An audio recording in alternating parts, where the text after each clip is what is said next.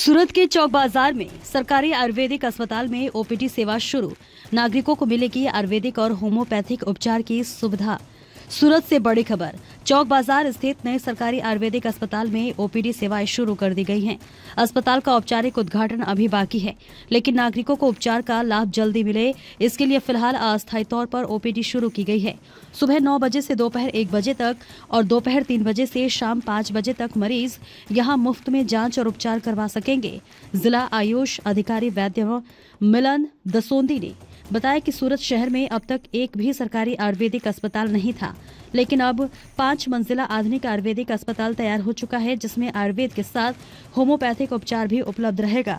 अस्पताल के हेड वैद्य तुषार शाह ने कहा कि 50 बेड की यह नई आयुर्वेदिक अस्पताल चरणबद्ध तरीके से पूरी तरह शुरू की जाएगी और फिलहाल शुरू की गई मुफ्त ओपीडी सेवाओं का अधिक से अधिक लोग लाभ लें। मारू नाम वैद्य मिलन एन दसोंदी है। હું હાલ સુરત જિલ્લા ખાતે જિલ્લા આયુષ અધિકારી તરીકે મારી ફરજ બજાવું છું।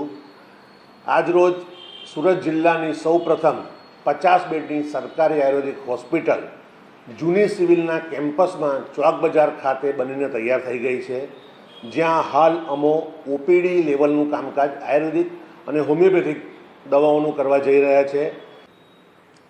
નમસ્કાર મિત્રો, મારું નામ ડૉક્ટર તુષાર શાહ। મારી નિમણૂક અત્યારે અહીંયા વૈદ્ય પંચકર્મ વર્ગ 1 નાયબ હોસ્પિટલ અધિક્ષક તરીકે સરકારી આયુર્વેદ હોસ્પિટલ સુરત ખાતે થયેલી છે।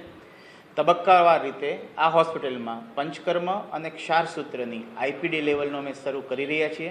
પંચકર્મમાં ખાસ રિહેબિલિટેશન અને 8 પંચકર્મ થિયેટર તબક્કાવાર રીતે શરૂ થશે અને હરસ મસા ભગંદરની શ્રેષ્ઠ ક્ષારસૂત્ર સારવારની સુવિધા પણ અત્રેની હોસ્પિટલમાં શરૂ થશે। તબક્કાવાર રીતે આ સુવિધાઓ સુરતના પ્રજાજનોને મળી રહે તેવું આયોજન ખૂબ જ સરસ રીતે થઈ રહ્યું છે અને જેની માટે આગામી માહિતી માટે અમે તમને માહિતગીર કરશું।